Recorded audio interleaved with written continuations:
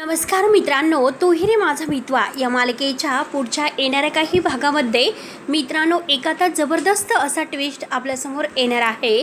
त्या ट्विस्टमध्ये आता एक असा भयंकर ट्विस्ट बघायला मिळणार आहे। अर्णव ईश्वरी आपल्या प्रेमाची कबुली एकमेकांना देतात, परंतु आता हा दोघं एकत्र आलेलं ह्या वल्लरीला सहन होत नाही। म्हणून वल्लरीने आता या घरामध्ये काय भयंकर प्रकार घडवलेला आहे आणि त्या भयंकर घडलेल्या प्रकारामुळे आता अर्णव ईश्वरीने वल्लरीचं कारस्थान उघडं करून आता हे सगळं वल्लरी करत आहे या सत्याचा एक आता महाभयानक पुरावा आता इथे घडणार आहे। आणि आता ईश्वरी अर्णव एकमेकांच्या इतके जवळ आलेले आहे हे बघून आता या राकेशचा इतका जळफाट होतो आणि राकेशने केलेल्या एका भयंकर कृतीमध्ये आता या घरामध्ये भयंकर एक असं वातावरण निर्माण झालेलं आहे।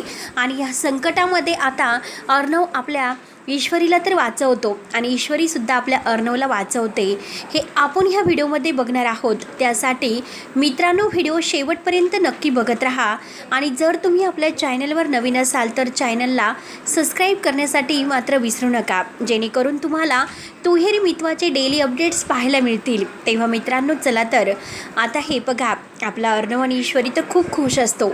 अर्णवला गालावर किस केलेला असतो, पण अर्णव आपल्या ईश्वरीला काही कळून देत नाही का त्याला आनंद झालेला आहे।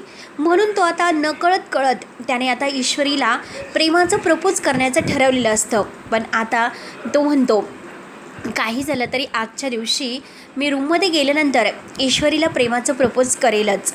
पण आता त्यांचं होतं तर काय की आता अर्णव असे ठरवतो, परंतु त्या दोघांमध्ये भांडण होतं, कारण ईश्वरीला असं वाटतं की अर्णव सरांनी आपला किस लगेच पुसून टाकला म्हणून ती नाराज असते। तेव्हा तो तिला मनवण्यासाठी खूप काही प्रयत्न करतो, पण आपलं प्रेम काही तो तिला कळून देत नसतो। त्यासाठी त्याला खास एक मस्त त्याने डेट प्लॅनिंग केलेलं असतं आणि त्या डेट प्लॅनिंगवर त्याला ईश्वरीला घेऊन जायचं असतं। आणि आता तो ईश्वरीला म्हणतो की हे बघ ईश्वरी, आज तू छान तयार हो, तुझा हातसुद्धा बरा झाला असेल, आपल्याला खूप छान एका ठिकाणी जायचं आहे। त्यावरती ईश्वरी विचारते की काय झालं अर्णव सर, कुठे जायचं आहे? अर्णव म्हणतो की मी सिंदूर, अगं तुला माहिती आहे का, आज तुला असं वाटतं ना की माझ्या मनामध्ये काहीच नाही तुझ्याविषयी, मी फक्त तुझा रागराग करतो, पण आज तुला मला एक सरप्राईज द्यायचं आहे आणि ते सरप्राईज खूप खास आहे। कारण आता जो काही किस ईश्वरीने घेतलेला असतो आणि त्याने टिश्यू पेपरला तो किस पुसलेला असतो आणि त्याची लिपस्टिक आहे तर ती मात्र त्याला लागलेली असते। आणि हे फक्त आता कुणाला माहिती असतं की अविनाश मामाने आता ते अर्णवने काय करून ठेवलेलं असतं, पूर्ण एका फोटो फ्रेममध्ये तो किस आहे तर तो जपून ठेवलेला असतो। ईश्वरी जेव्हा किचनमध्ये येते ती थोडीशी नाराज असते। ईश्वरीला माहिती नसतं की अर्णव सर का असं वागतात। आता फक्त मी त्यांच्या गालावर आनंदाच्या भरामध्ये किस केला आणि तोसुद्धा त्यांनी लगेच पुसून टाकला म्हणून ती नाराज असते। अविनाश मामा आता किचनमध्ये येतो, त्याचं काहीतरी काम असतं। तो विचारतो की ईश्वरीला, काय गं ईश्वरी, काय झालं, तू आज काय इतकी नाराज दिसतेस, सॉरी कुठे अडकली बरं? त्यावरती ईश्वरी म्हणते की काय सांगायचं सर, मामा मी आज खूपच नाराज आहे। त्यावरती विचारतो अविनाश मामा की काय झालं, परंतु ईश्वरी म्हणते की हे बघा, मी तुम्हाला आज म्हणजे सांगते आणि एका मुलीच्या नात्याने मी तुम्हाला सांगते, आजपासून मी तुम्हाला काहीच लपून ठेवलेलं नव्हतं आजपर्यंत, म्हणून मी तुम्हाला सांगते माझ्या मनातील। हे बघा, मी फक्त अर्णव सरांच्या गालावर पापी घेतली आणि अर्णव सरांनी तर लगेच ती पुसून टाकली। तेव्हा मामा म्हणतो की अगं हे बघ बेडी, तुला काय कळतं, अर्णवने ती पापी पुसली नाही, अगं ती पूर्णपणे एका फोटो फ्रेममध्ये अगदी टिश्यू पेपरला त्याने फोटो फ्रेममध्ये घडवलं आणि ते अगदी आपल्या हृदयाच्या काळजापर्यंत जपून ठेवलेलं आहे। आज त्याने मला ते दाखवलं आणि तुला माहिती आहे का ईश्वरी, तो तर तुझ्या त्या मनातलं त्याने प्रेम ओळखलं, पण त्याच्या मनातील प्रेमाची कबुली तू आज देणार आहे। त्यामुळे मी तुला सांगतो, तू आज इतकी छान तयार हो आणि त्याला भेटायला डेटवर जा, कारण त्याने डेट प्लॅनिंग मस्त आखलेलं आहे। आणि ईश्वरी म्हणते की काय बोलतात मामा, हे सगळं खरं आहे? अविनाश मामा म्हणतो की हो, अगं मी कशाला तुझ्याबरोबर खोटं बोलू, तर ईश्वरी इतकी खुश होते. ईश्वरीचा आनंद गगनात मावेनासा होतो. तिला इतका आनंद होतो, काय करावं तेच काही तिला कळत नसतं. ती इथं रूममध्ये येते, खूप छान तयार होते. ती म्हणते की आज मला अर्णव सरांना प्रपोज करायचं आहे आणि अर्णव सर आज मला प्रपोज करायचं आहे म्हणून इतकी छान तयार होते. अर्णव म्हणतो की चल मी सिंदूर आपल्याला निघायचं आहे, उशीर होतोय. आणि तेवढ्यात आता ही वल्लरी नक्की यांचं काय सुरू आहे म्हणून कानोसा देत बघतच असते, ऐकत असते. आणि नक्की यांना आज कुठेतरी जायचं आहे. मग काही ना काही आता आपल्याला प्लॅन करावाच लागेल. आणि हा राकेश बरा होता आपल्याला मदत करण्यासाठी, पण याची तर आता मेमरीज लॉस झालेली आहे. मग आता आपल्याला काहीतरी करावं लागेल म्हणून ती आपल्या गुंडांना फोन करते आणि गुंडांना फोन करून म्हणते की हे बघ, मी तुम्हाला आज एक असं मारण्याची धमकी देणार आहे, कारण पैसे तुम्हाला मिळतील. तुम्हाला फक्त एका मुलीला आयुष्यातून कायमचं उठवायचं आहे.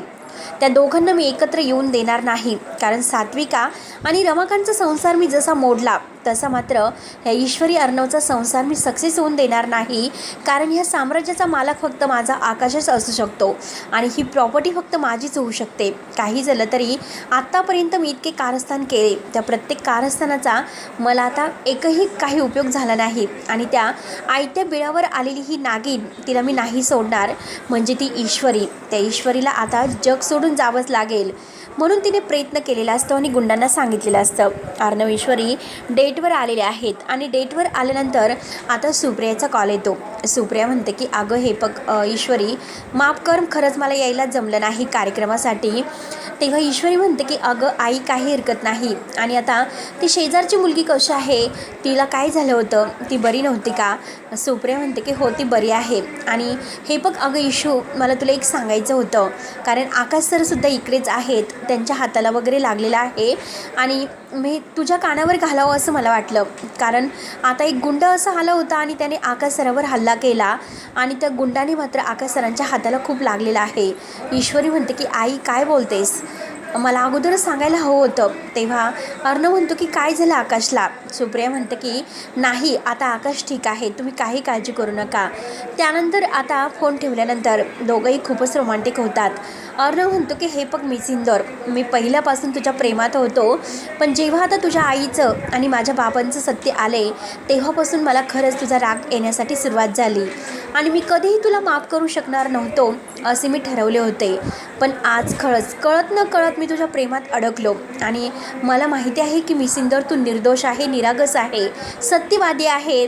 पण आज खरंच मी तुला खऱ्या अर्थाने माझी अर्धांगिनी मानतो. आणि त्याने ईश्वरीला छान असा गोल्डनचा हार दिलेला असतो, तो हार आपल्या हाताने तो ईश्वरीच्या गळ्यामध्ये घालतो आणि ईश्वरी आता खूपच खुश असते. ईश्वरी म्हणते की अर्णव सर, मलासुद्धा तुम्हाला प्रेमाची कबुली द्यायची होती, पण जेव्हापासून तुम्ही माझा रागराग करतात, पण कधी ना कधीतरी मी तुम्हाला प्रेमासाठी कबूल करणारच होते आणि आज ती संधी मला चालून आली.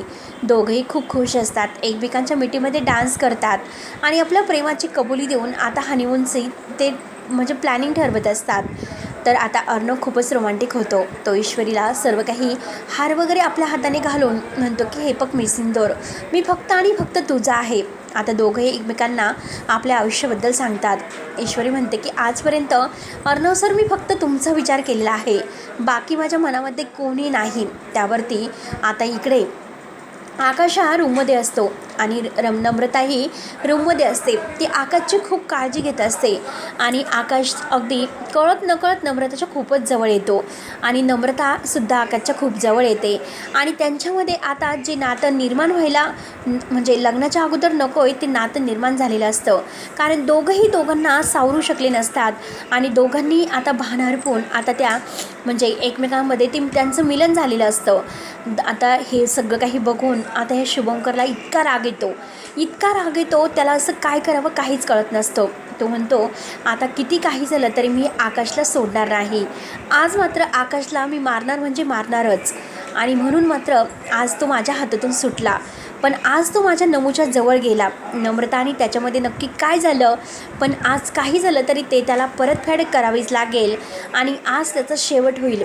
म्हणून आता आकाश मात्र इतका हसत असतो, लाजत असतो. नम्रता तर खूपच लाजत असते. दोघांचंही मिलन झालेलं असतं, परंतु हे शुभंकरला काही देखवत नाही. आणि आकाश म्हणतो की चल आता नम्रता मी निघतोय, आता माझ्या हाताला थोडंसं बरं वाटतं. नम्रता म्हणते की ठीक आहे आकाश सर, घरी गेल्यानंतर तुम्ही काळजी वगैरे घ्या. आणि त्याच वेळेस आता म्हणजे हॉटेलमध्ये ईश्वरी आणि अर्णव हे डेटवर आलेले असतात. आणि त्या डेटवर आलेल्या क्षणी आता हा आकाश तिथूनच जात असतो. आकाश गाडीतून जात असताना त्याच्या गाडीची टायर पंक्चर होतं, म्हणून तो गाडीच्या खाली उतरतो. आणि त्या क्षणी आता हा शुभंकर वेगळ्या वेशामध्ये येतो आणि लगेच तो आकाशला मागून डोक्यामध्ये मारतो. आकाशला चक्कर येते आणि तो खाली पडतो. पण त्याच वेळेस आता अर्णव आणि ईश्वरीचं लक्ष जातं. अर्णव आणि ईश्वरीचं लक्ष गेल्यानंतर त्या क्षणी मात्र आता दोघंही धावतच येतात आणि शुभंकरला पकडतात. शुभंकरला म्हणजे त्याने रंगेहात पकडलेलं असतं. शुभंकर इतकं काही करेल असं वाटलं नव्हतं. म्हणजे आकाश आता शुद्धीवर येतो. आकाश म्हणतो की शुभंकर, तू इतका नालायक थराला पोहोचला असं वाटलं नव्हतं. आणि ईश्वरी त्याच्या सनसन कानामागे देते आणि शुभंकरला म्हणते की परत येथे थांबायचं नाही, मी तुला नाही सोडणार. तू आज आकाश भाऊजींच्या जीवावर उठला ना. आणि त्याच वेळेस तेथे आता ईश्वरीला मारायला गुंड येतात, कारण हे वल्लरीने पाठवलेले गुंड आहेत. आणि ईश्वरीला आता लगेच ते गुंड पकडतात. ईश्वरी आता अगदी अर्णव सर म्हणून जोरात ओरडते. अर्णवला आता इतका मोठा धक्का बसतो. आणि त्या गुंडांनी जेव्हा ईश्वरीला पकडलेलं असतं तेव्हा अर्णव आपलं सगळं काही भान हरवतो. आणि अगदी म्हणजे त्याच्यामध्ये एक असा अगदी काहीतरी हत्तीसारखा संचार होतो.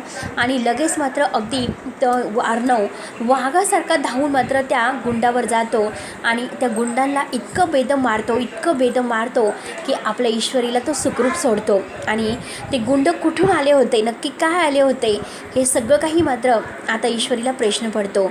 अर्णव म्हणतो की ज्याने कोणी हे गुंड पाठवले असेल मी त्याला नाही सोडणार. आणि त्याच वेळेस तो एका गुंडांची गचंडी धरतो आणि गुंडाला विचारतो की तुम्ही कुठे आलेत आणि ईश्वरीचा पाठलाग करत तिला का घेऊन चालले होते. त्यावरती तो गुंड इतका घाबरलेला असतो आणि तो वल्लरी देशमुखचं नाव घेऊन जातो. आता वल्लरीचं नाव घेतल्यानंतर आता सगळ्यांच्या पायाखालची जमीन सरकते. आता म्हणजे शुभंकरला सुद्धा आता या आकाशने चांगलंच बेदम मारलेलं असतं आणि अर्णवने सुद्धा शुभंकरला पोलिसांच्या ताब्यात दिलेलं असतं. परंतु हे गुंड पोलिसांना घाबरून तेथून जायला निघतात. तोच अर्णव म्हणतो की हे बघा, आज तुम्ही मला खरं सांगितलं, मी तुम्हाला यापुढे सोडणार नाही. जर माझ्या ईश्वरीच्या वाटेला गेले तर मात्र मी तुम्हाला सोडणार नाही. तेव्हा आता ईश्वरी घाईने अर्णवला मिठी मारते आणि अर्णवला पुन्हा ती आय लव्ह यू असं म्हणते. तेव्हा आता मित्रांनो, ईश्वरीचा जीव तर वाचतो, परंतु आता दोघांनी एकमेकांच्या प्रेमाची कबुली दिल्यानंतर वल्लरी त्यांच्यामध्ये येण्याचा प्रयत्न करते. तर मित्रांनो, पुढे काय होणार आहे, वल्लरीला आता मात्र आजी घराच्या बाहेर कसं काढते, कारण वल्लरीने केलेल्या पापाचा घडा भरलेला असतो आणि आजीने स्वतः वल्लरीला घराच्या बाहेर काढलेलं असतं. तेव्हा आता मित्रांनो, असे डेली अपडेट्स पाहण्यासाठी आपल्या चॅनलवर अगदी लगेच सबस्क्राईब करा. तोपर्यंत धन्यवाद.